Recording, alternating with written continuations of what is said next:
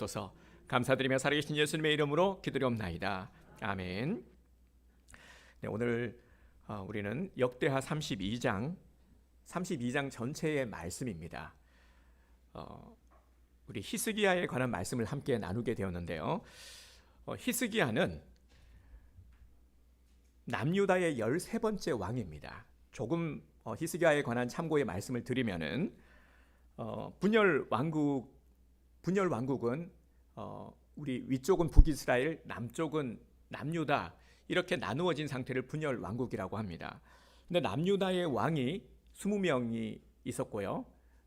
그리고 북이스라엘은 19명 해서 총 그 열왕기에 보면은 39명의 왕이 다스리던 때가 바로 이 분열 왕국 때의 모습이었습니다.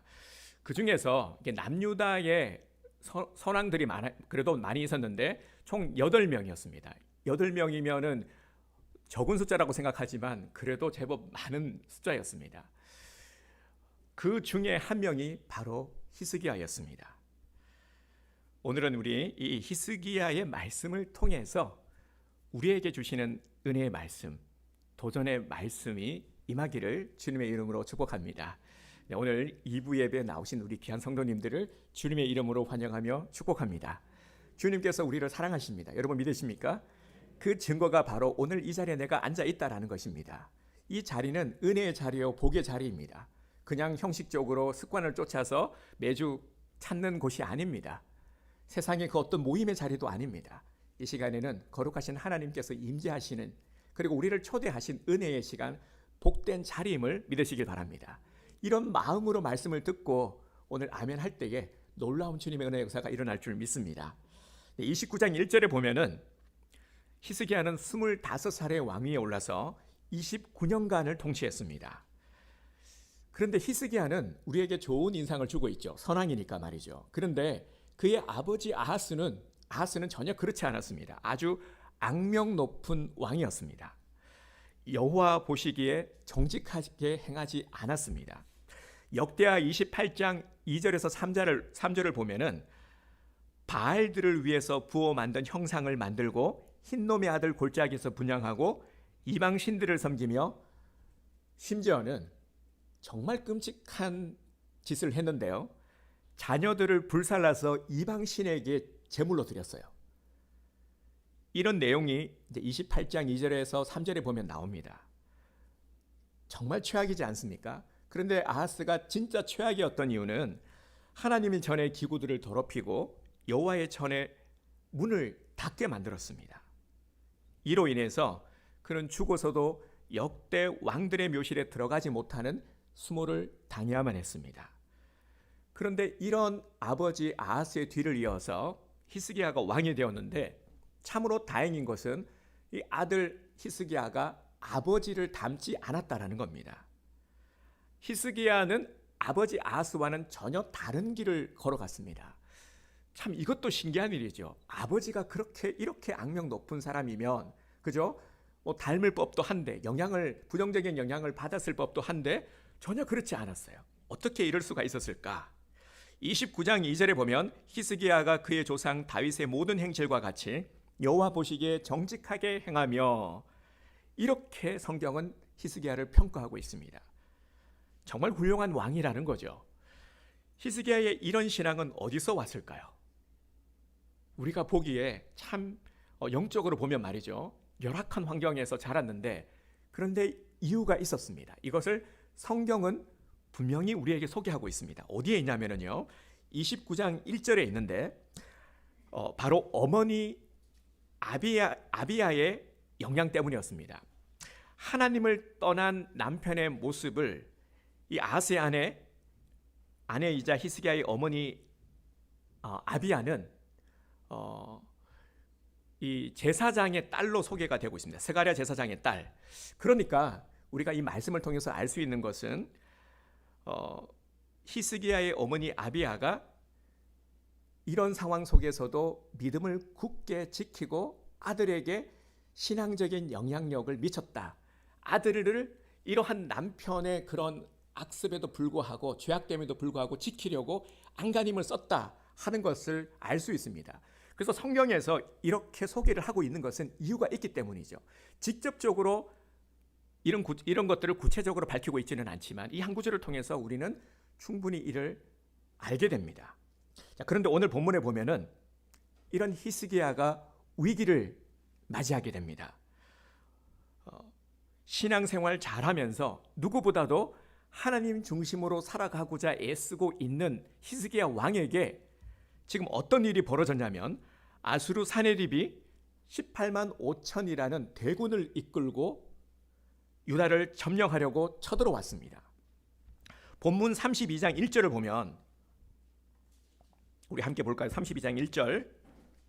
이 모든 충성된 일을 한 후에 아수르 왕 사네립이 유다에 들어와서 견고한 성읍들을 향하여 진을 치고 쳐서 점령하고자 한지라. 아멘. 이렇게 말씀을 하고 있어요. 여기서 정말 이상한 구절이 뭐냐면 이 모든 충성된 일을 한 후에라는 겁니다. 이 모든 일을 충성된 일을 한 후, 그러니까 충성된 일을 이 32장 앞절까지 소개하고 있어요. 히스기야가 정말 선한 일, 그리고 진짜 신실하고 충성된 사람이다라는 것을 소개하고 난 뒤에 그러면 어떤 구절이 나와야 됩니까? 하나님께서 이렇게 복을 주셨다. 이렇게 나가면 자연스럽죠. 그런데 충성된 일을 한 후에 어떤 내용이 나옵니까? 사네립이 쳐들어온 얘기가 나오는 거예요. 그러니까 이게 이해가 잘 안 되는 겁니다. 충성을 했잖아요. 신실하잖아요. 아버지를 답습하지 않고 잘해보고자 애쓰고 있잖아요. 그런데 왜 이런 위기를 맞이하게 되냐라는 거예요. 사네립 18만 5천은요. 이건 보통 일이 아닌 거예요. 18만 5천은 그러니까 이건 지금 그냥 위기가 아니라 지금 전멸당할 위기입니다. 엄청난 위기가 온 거예요. 충성된 일을 한 후에 말이죠. 참으로 이상하지 않습니까? 히스기야가 하나님께 충성된 신앙과 삶으로 열심히 살아가고자 애쓰고 있을 때, 살고 있을 때 위기가 찾아왔다라는 겁니다. 당수르 아수르 왕 사네립은 모두가 두려워하는 두려움의 대상이었어요. 예루살렘을 제외한 유다의 46개 성읍을 다 차지하고 있었습니다. 그러니까 뭐 거의 다를 장악하고 이제 조금 있으면은 이제 예루살렘마저도 함락 당할 수 있는 그런 위기 속에 있었던 것이죠. 주민들도 다 잡아가고 말입니다.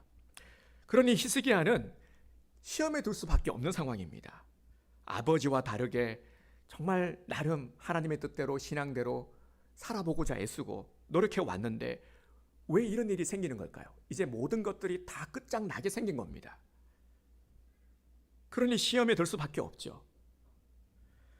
21절을 보면은 놀라운 일이 일어납니다. 21절을 보겠습니다. 여호와께서 한 천사를 보내어 아수르 왕의 진영에서 모든 큰 용사와 대장과 지휘관들을 멸하신지라. 아수르 왕이 낯이 뜨거워 그의 고국으로 돌아갔더니 그의 시내 전에 들어갔을 때에 그의 몸에서 난 자들이 거기서 칼로 죽였더라. 아멘. 우리 역사서를 보면은요. 역사서는 스토리가 있지 않습니까? 우리가 마치 그 대하 역사 소설을 보는 것 같은 그런 박진감이 넘치고 아주 재미난 이야기들이 전개됩니다. 그래서 역대상하, 그 11개 상하 말씀 나중에 묵상을 따로 한번 해보시길 바랍니다. 39명의 왕들을 중심으로 해서 분열 왕국의 이야기가 쭉 이어지는데요. 그런데 오늘 이 본문의 내용과 동일한 말씀이 이사야 37장 36절에서 38절에 나옵니다. 그러니까 이 사실이 이것이 오늘 이 이야기가 또 사실임을 증명하는 하나의 또 다른 구절이기도 합니다. 이날 여호와의 천사에 의해서 죽은 아수르의 수가 18만 5천이었습니다. 몇 명이 쳐들어왔다고 했죠? 18만 5천이 쳐들어왔는데 18만 5천이 전멸당했습니다. 그러니까 다 죽었다라는 거죠. 심지어 사네립은 자신의 아들들에 의해서 아주 비참하게 죽임을 당합니다. 이게 얼마나 비참합니까? 자기가 낳은 아들에 의해서 목숨을 잃게 되는 이 사네립의 비참한 말로입니다. 그런데 오늘 우리 본문에서 다루고 있지는 않지만 이렇게 당한 이런 비참한 결과를 맞이한 이유가 있어요. 이 사네립이요 하나님을 얼마나 이름을 모욕되이 했는지 모릅니다. 그래서 하나님께서 이렇게 치신 것이죠. 우리는 오늘 본문을 보면서 두 가지의 의문을 갖게 됩니다. 하나는 충성된 자에게 왜 위기가 닥치는가? 정말 신앙생활 잘하고 열심을 내고 있는데 왜 내 삶 가운데 위기가 있는 거지? 왜 내가 어려움을 당하는 거지에 대한 의문을 갖게 만드는 것과요. 그리고 그리고 또 하나는 하룻밤에 18만 5천을 하나님께서 제거해 주셨죠. 어떻게 해서 이런 기적이 일어났는지에 대한 의문이죠. 먼저 첫 번째 질문, 충성된 자에게 왜 이런 위기가 닥쳤는가? 히스기야를 보면은 하나님 앞에 정직을 행하는 자였습니다. 우리가 항상 고통, 위기, 어려움을 겪을 때에 제일 먼저 점검하는 게, 우리 신앙인들은 제일 먼저 영적인 상태를 점검하죠. 혹여나 나의 죄로 인해서 어려움을 당하지는 않는지를 항상 우리는 먼저 점검합니다. 여기에 걸리면은 어떻게 해결하면 됩니까? 회개하면 되는 거죠.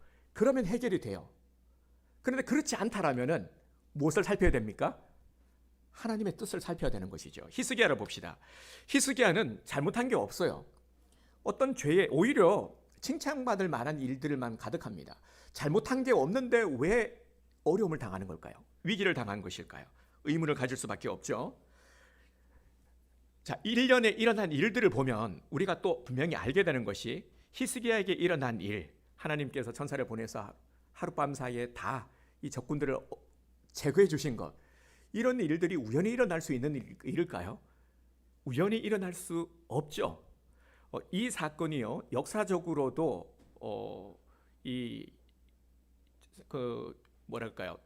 좀 논쟁이 있는, 그러니까 역사적인 사실로도 기록되고 있는데요.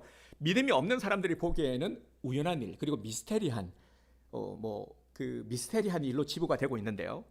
근데 분명히 성경은, 그리고 또 오늘 우리들에게 말씀하고 있는 바, 우연이 아니라는 거죠. 이거 어떻게 우연으로 일어날 수 있는 일이겠습니까? 이 일을 통해서 오늘 우리들에게 분명히 깨달아야 될 것이 있다라는 거죠. 하나님께서는 오늘 우리에게 분명한 메시지를 준비하시고 오늘 이 설교 시간을 통해서 우리에게 전달하고 계시는 겁니다. 하나님의 사람들에게도 틀림없이 위기가 옵니다. 여러분, 그렇죠? 우리가 인정하지 않을 수 없는 것이 바로 이거예요. 그리고 많은 신앙인들이 이로 인해서 시험에 들고 있다라는 것이죠. 하나님을 믿고 기도 열심히 한다고 해서 위기가 비켜가는 것은 아닌 것 같습니다. 비켜가면 얼마나 좋겠습니까? 하나님을 믿기만 하면, 신앙생활을 잘하면 아무 일도 없고 기대대로, 바라는 대로 되면 얼마나 좋겠습니까? 그런데 우리 현실의 삶에서는 그렇지 않다라는 것이죠. 왜 그럴까? 우리 성도님들 중에서도 이런 경험을 하신 적이 분명히 있을 겁니다. 신앙생활 가운데 닥친 어려운 일로 인해서 분명히 시험을 셈에 든 경험, 그리고 혹여나 이런 마음을 지금도 가지고 계시는 분들이 계실지 모르겠습니다. 오늘 분명하게 우리가 붙들어야 될 것은, 하나님의 사람들에게, 중요한 것은요, 하나님의 사람들에게 닥치는 위기, 이 위기는 하나님께서 복을 주시고자 하는 계획이라는 것입니다. 우리는 이 사실을 믿음으로 놓치지 말아야 됩니다. 히스기야를 통해서 오늘 우리에게 이것을 분명히 일깨워주고 계시는 겁니다. 히스기야는 위기, 즉 불가능한 현실 앞에서 삶을 바꾸는 하나님의 도우심을 입었습니다. 하나님은 이 히스기야를 통해서 하나님께서 도우시는 자가 어떤 자인지를 우리에게 가르쳐주고 계십니다. 하나님은 히스기야가 처한 위기를 통해서 히스기야의 신앙을 점검케 하셨습니다. 그러면 두 번째 우리가 가진 의문, 왜 하나님께서 히스기야에게 놀라운 은혜를, 기적을 베푸셨느냐 하는 것입니다. 하나님께서 히스기야에게 기적을 주신 것은 그가 어떤 상황에서도 흔들리지 않는 믿음을 가진 자였기 때문입니다. 그의 믿음의 모습을 보면 흔들리지 않는 모습을 우리가 보게 됩니다. 여러분, 믿음이 있는 사람과 그렇지 않은 사람의 차이가 무엇이겠습니까? 무엇을 통해서 그 기준을 나눌 수가 있겠습니까? 그것은 바로 위기 속에서 어떤 모습을 취하느냐 하는 것이죠. 이건 다른 말로요, 믿음이 있는 사람과 믿음이 없는 사람, 우리 교회 다니는 사람과 교회를 다니지 않는 사람들에게 분명히 구분되어져야 될 모습이라는 거죠. 위기 속에서, 어려움 속에서 어떻게 하느냐. 믿음이 없는 사람들은 대부분 뭡니까? 어려운 일이 생기면 불평과 원망부터 하죠. 이 때문에, 환경 때문에 자꾸 부정적인 말을 쏟아냅니다. 어찌 보면은 이것이 당연한 거죠. 사람인지라. 그죠? 그런데 그럼에도 불구하고 믿음의 사람은 위기 속에서 어떻게 합니까? 하나님을 찾습니다. 이게 큰 차이죠. 그렇다고 해서 우리에게 두려움, 부정적인 마음 없는 게 아닙니다. 드는 게 정상이에요. 이것이 우리의 또 본성이기 때문이죠. 그런 마음이 드는 게 불안한 마음과 이게 우리가 믿음 없는 모습이 아니라 잘못된 것이 아니라 이런 상태에서 우리가 어떻게 하느냐라는 거예요. 어떻게 나타나느냐, 내가 어떤 말을 하냐. 똑같은 위기 속에서도 두렵고 떨리고 걱정이 되지만 그럼에도 불구하고 하나님을 의지하느냐, 아니면 짜증내고 욕하고 불평하고 그러느냐, 이 차이라는 겁니다. 히스기야를 주목해 봅시다. 히스기야는 어떤 모습이었습니까? 지금 이 절체절명의 위기 아닙니까? 이 위기 속에서 히스기야가 우왕좌왕하지 않습니다. 불평과 원망 이런 모습이 보이지 않죠. 위기 속에서 하나님을 더 의지합니다. 이런 모습이 오늘 본문 속에 고스란히 드러나 있습니다. 히스기야는 문제 앞에서 흔들리지 않는 사람이었습니다. 하나님은 이런 히스기야에게 복을 주셨습니다. 그 면모를 조금 더 살펴보면요, 히스기야는 지도자로서 책임과 의무를 다했습니다. 본인에게 주어진 소임, 현실에서의 역할을 결코 소홀히 하지 않았다는 것입니다. 아수르가 침공해 왔죠. 침공 앞에서 지도자로서 책임 있는 리더십을 발휘했습니다. 하나님의 도우심을 분명히 믿었지만 자신이 해야 될 일을 등한시하지 않고 성실하게 다 감당했습니다.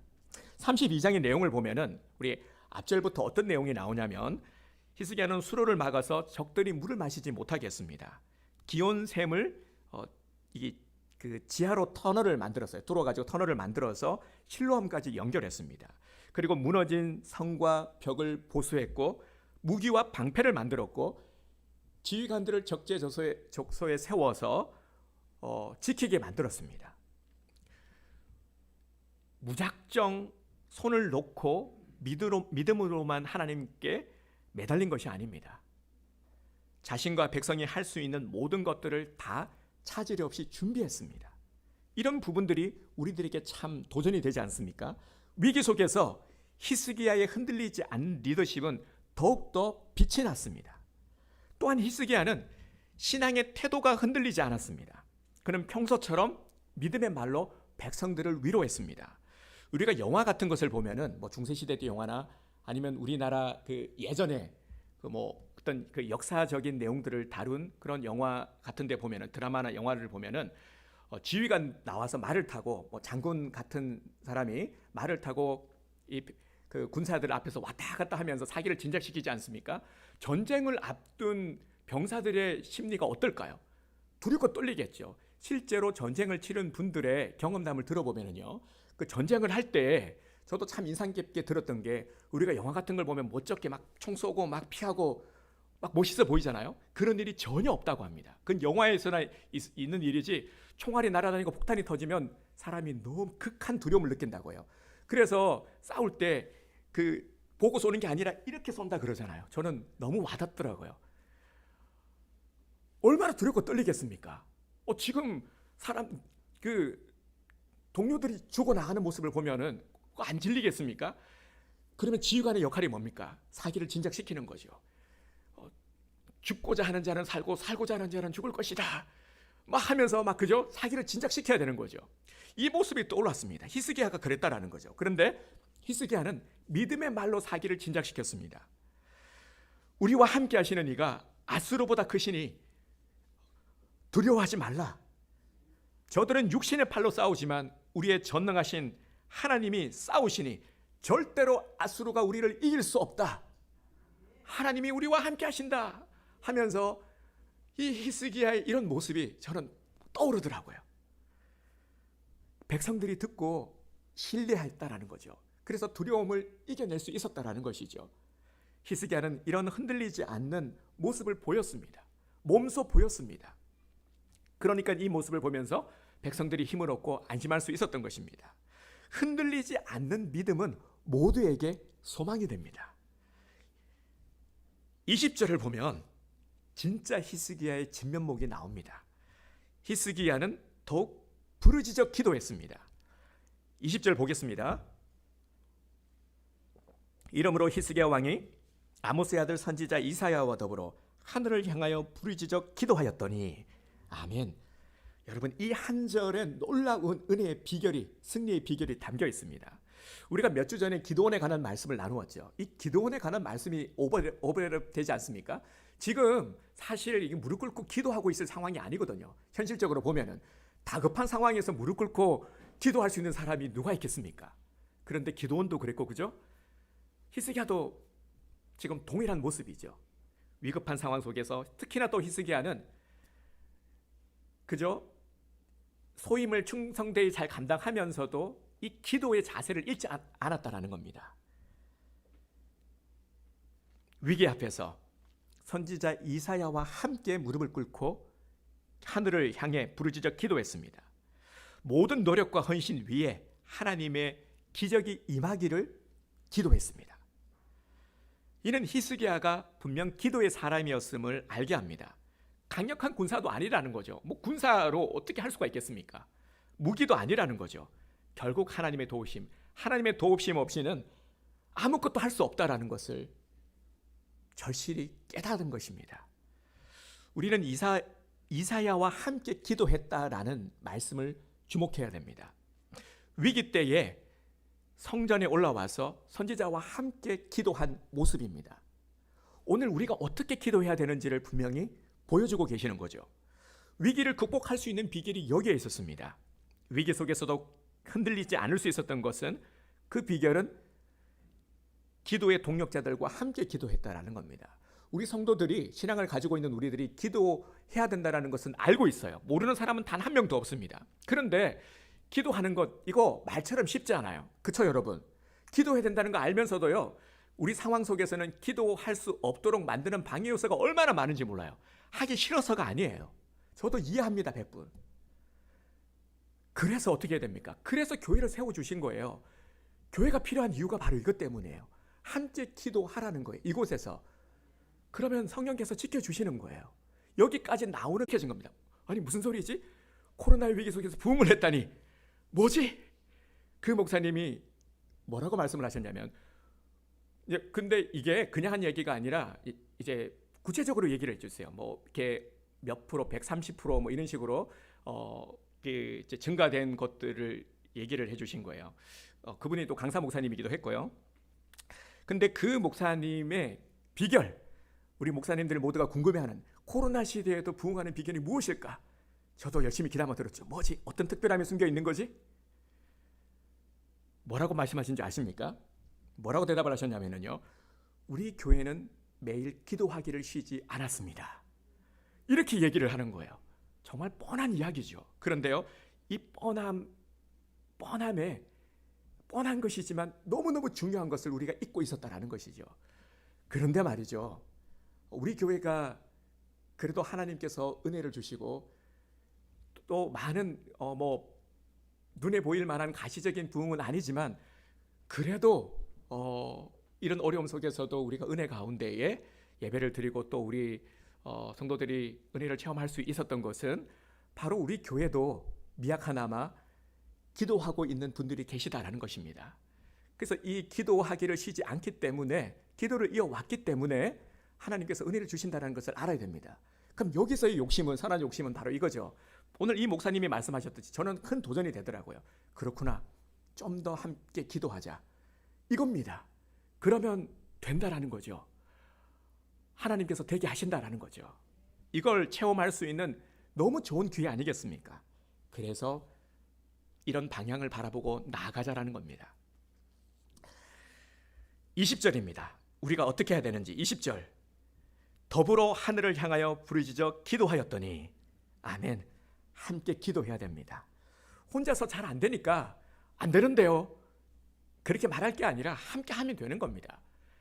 함께 하면 할 수 있습니다. 혼자서는 못하지만 함께 하면 할 수 있습니다. 그러면 어떤 결과가 생기느냐? 자, 21절의 결과가 주어졌죠. 21절, 누구도 예상치 못한 일이 벌어졌습니다. 하나님이 한 천사를 보내셔서 아주 그냥 끝장을 내버리셨습니다. 이런 역사적으로도 기록되고 회자되고 있는 놀라운 일입니다. 23절을 보면 하나님의 살아계심이 모두에게 증거되었고 히스기야는 존귀한 자로 복을 누리게 되었습니다. 이후부터 히스기야가 모든 나라의 눈에 존귀하게 되었더라. 아멘. 모든 나라 모든 사람들에게 존귀히 여김 받는 자가 되었습니다. 이 복을 히스기야가 누리게 된 것이죠. 사랑하는 성도 여러분, 오늘 우리가 본문 말씀을 함께 나누면서 지금 우리가 살고 있는 이 시대도 히스기야가 처한 이때의 상황과 똑같은 상황임을 우리는 알게 됩니다. 우리 힘으로 어찌할 수 없는 현실을 우리가 살아가고 있죠. 코로나19, 사내립의 18만 5천이 저는 코로나19라고 생각합니다. 왜냐하면 코로나19 어찌할 수 없잖아요. 우리의 힘으로 어찌할 수 없지 않습니까? 이 어찌할 수 없는 이 답답함이 우리에게 있고 두려움이 우리에게 있죠.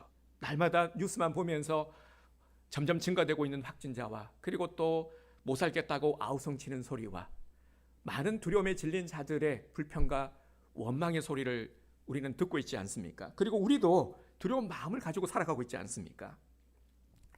많은 이들이 좌절하고 있습니다. 많은 이들이 포기하고 있고요. 우리는 어떻게 해야 됩니까? 우리는 우리의 다름이 뭐라 그랬습니까? 우리는 하나님을 믿는 하나님의 백성들, 믿음이 있는 사람들이잖아요. 그러면 우리는 뭐가 달라야 됩니까? 위기 속에서 하나님을 의지하는 것. 어렵기 때문에 더욱 하나님을 붙드는 모습이 우리에게 있어야 될 모습입니다. 이런 모습을 하나님께서는 우리에게 기대하고 계시는 겁니다. 그래야 우리를 구원하실 수 있으니까요. 그런데 너무나도 많은 사람들이 흔들리고 있습니다. 제가 말씀드리는 사람들은 우리 신앙인들, 우리들을 말하는 겁니다.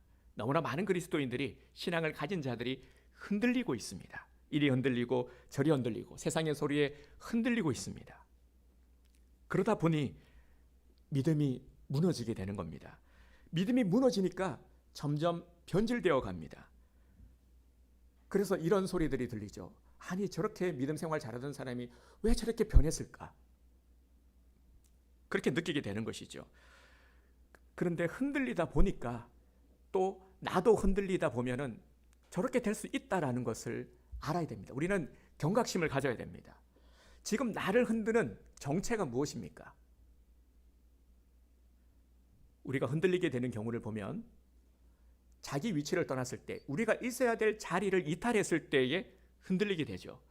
어떤 자리입니까? 예배의 자리, 우리 믿음의 사람이 있어야 될 자리, 기도의 자리, 예배 자리, 믿음의 자리를 이탈해버리면 흔들릴 수밖에 없는 겁니다. 나를 잡아줄 수 있는 것이 없으니까요. 그리고 주변의 걱정과 근심이 된 사람들 또한 마찬가지죠. 흔들리고 있는 사람들입니다. 영적 무장의 자리에서 이탈한 자는 흔들릴 수밖에 없는 것입니다. 우리는 흔들리지 말아야 됩니다. 하나님의 도우심을 통해서 앞으로는 절대 흔들리지 말아야 됩니다. 하나님의 도우심은 히스기야에게 임했습니다. 그리고 오늘 우리들에게도 동일하게 임하고 있습니다. 분명히 알게 되는 건 뭡니까? 고백하게 되는 것이 하나님의 도우심이 아니고는 해결할 길이 없다라는 겁니다. 아무리 우리가 발버둥을 쳐도요, 하나님의 도우심 아니고는 절대 안 됩니다. 하나님의 도우심이 아니고서는 어떻게 현실의 문제를 해결할 수가 있겠습니까? 히스기야의 모습을 보면서 우리 하나씩 결단하기를 원합니다. 히스기야의 모습을 보면서요, 히스기야가 매사에 최선을 다한 모습처럼 우리도 매사에 주어진 일에 최선을 다해야 됩니다. 믿음의 사람은 주어진 일 또한 하나님께서 내게 맡겨주신 일임을 알고 최선을 다하는 겁니다. 흔들리는 유다 백성들 앞에서 흔들리지 않는 히스기야가 있으니까 모두를 살린 겁니다. 한 사람의 흔들리지 않는 헌신은 모두를 살릴 수 있는 힘이 되는 것입니다. 만약에 히스기야가 막 그 위기 앞에서요, 막 모든 걸 다 내팽개치고 이제 우리 큰일 났다, 이제 어떡하냐 하면서 이제 어떡하지?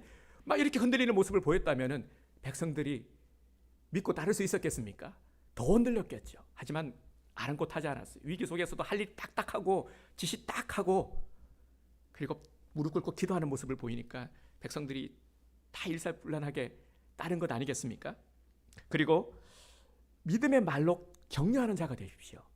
히스기야는 위기 속에서 불평하지 않았습니다.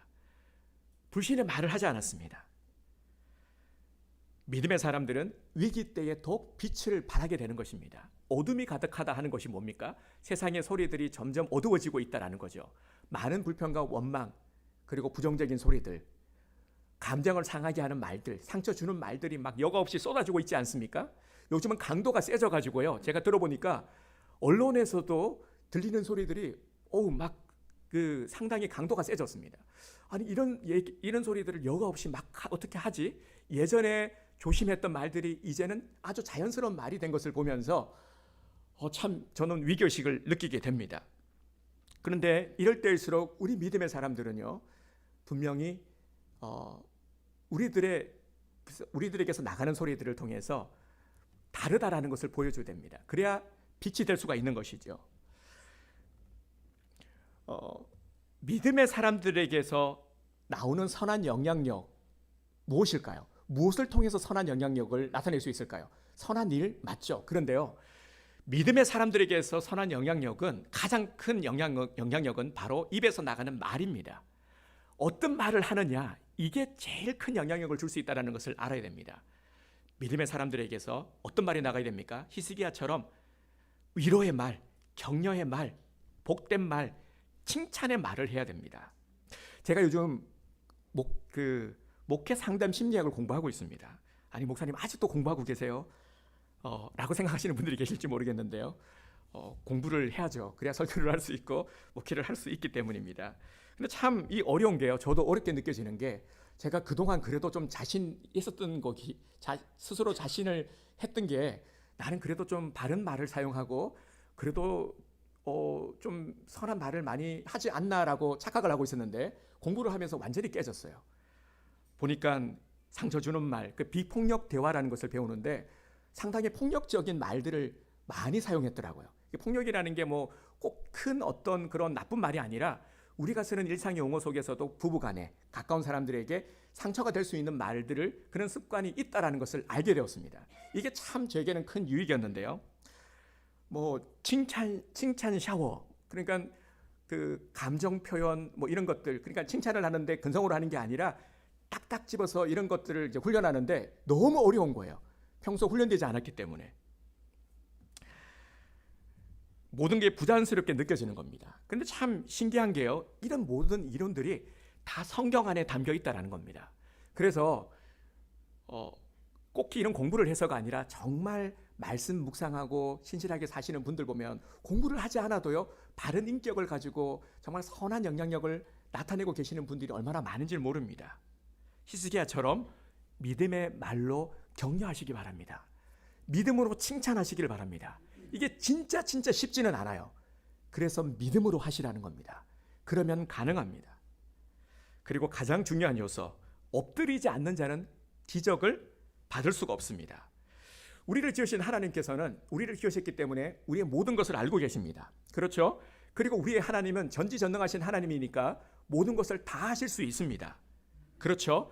그런데 원칙이 있습니다. 하나님께서 구원하시고 하나님께서 복을 주실 때 그냥 하나님 복을 주세요, 이것도 되게 해주시고요, 그런다고 되는 게 아니라는 겁니다. 하나님은 복을 우리에게 주고 싶어 하시고 복에 대한 계획을 가지고 계시는데 분명한 원칙을 세우셨습니다. 그게 뭐냐면 바로 구하도록 하신 겁니다. 구하지 않고는 받지 못하게 하셨죠. 마태복음 7장 7절에 보면 구차도가 나옵니다. 구하라, 그리하면 너에게 주실 것이요, 찾으라, 그리하면 찾아낼 것이요, 문을 두드리라, 그리하면 너에게 열릴 것이니. 아멘. 구차도를 기억하시길 바랍니다. 구해야 구하는 자가 얻게 되고 찾아야 찾는 자가 찾게 되는 것입니다. 그렇게 하나님은 영적인 사람에게 이렇게 구하고 간구하는 자들에게 하나님께서는 도움을 주십니다. 자, 그렇다면 우리가 해야 될 것이 무엇이겠습니까? 먼저 우리 8절 말씀을 보겠습니다. 오늘 우리가 해야 될 것 8절을 보게 되면 히스기야가 두려움 가운데 있는 백성들에게 선포한 내용이죠. 자, 우리 함께 한 목소리로 8절의 말씀을 선포하도록 하겠습니다. 시작. 그와 함께하는 자는 육신의 팔이요 우리와 함께 하시는 일은 우리의 하나님 여호와시라. 반드시 우리를 도우시고 우리를 대신하여 싸우시리라 하매 백성이 유다 왕 히스기야의 말로 말미암아 안심하니라. 아멘. 우리와 함께 하시는 이는 우리의 하나님 여호와시라. 반드시 우리를 도우시고 우리를 대신하여 싸우시리라. 아멘. 바로 이걸 선포하는 겁니다. 지금은 모두가 다 힘들 때입니다. 그렇죠, 여러분? 그런데 코로나보다 더 무서운 것은 바로 믿음을 잃어버리는 것입니다. 그러면 모든 것이 다 무너져 내리기 때문이죠. 위기 속에서 흔들리려고 할 때 우리를 흔드는 것들이 얼마나 많은지 모릅니다. 앞으로 더 많이 흔들 겁니다. 그러면 어떻게 해야 됩니까? 이 흔들리지 않아야 되는데, 히스기야처럼 우리도 흔들리지 않아야 되는데, 흔들리지 않으려면은요, 히스기야처럼 선포합시다. 하나님께서 나와 함께 하신다. 하나님께서 나를 도우시고 나를 위해서 싸우신다. 나는 하나님이 나와 함께 하시기 때문에 나는 흔들리지 않을 수 있어. 이 두려움을 이길 수 있어. 이 문제를 이겨낼 수 있어. 나는 할 수 없지만, 나는 연약하지만 하나님이 나를 도와주고 계셔. 하나님이 나를 되게 하실 거야. 나에게는 하나님이 계셔. 이 분명한 믿음을 가지고 선포하시길 바랍니다. 연약해질 때마다 선포하셔야 됩니다. 그리고 한 가지 더요. 절대 정죄하는 말, 부정적인 말 하지 마시길 바랍니다. 너무너무 중요합니다. 히스기야를 통해서도 분명히 우리가 배우게 되는 것, 어려울 때일수록 더 가까이 있는 사람들에게 힘듦이 정상이에요. 그런 마음과 생각 드는 것, 그 자체가 잘못된 거 아니라고 말씀드렸어요. 그 자체가 믿음이 없는 모습이 아니라고 말씀을 드렸어요. 믿음이 없는 모습은 그런 마음이 드는 게 아니라 그런 상황 속에서 어떤 말을 내뱉느냐, 어떤 행동을 취하느냐, 여기에서 판가름이 나는 겁니다. 누구나 다 할 것 없이요, 어려운 일이 있을 때 어려움 느끼죠. 아픔이 있는데 왜 통증을 못 느끼겠습니까? 느끼는 거 그게 잘못된 게 아니에요. 그럴 때 우리가 더 하나님 주신 믿음의 말로 선포하는 겁니다. 내가 지금 그럴 상황이 아니라도요, 자꾸 한 가지 팁을 드리면은 부정적인 말들 자꾸 나오려고 할 때, 나를 주장하려고 할 때 얼른 그걸 칭찬으로 돌려버려야 되는 겁니다. 축복해버리는 거예요. 이렇게 한번 해보세요. 이게 가식적인 게 아닙니다. 믿음으로 행하는 건 절대 가식적인 게 아닙니다. 그런 마음이 들 때에 축복하고 격려하는 겁니다.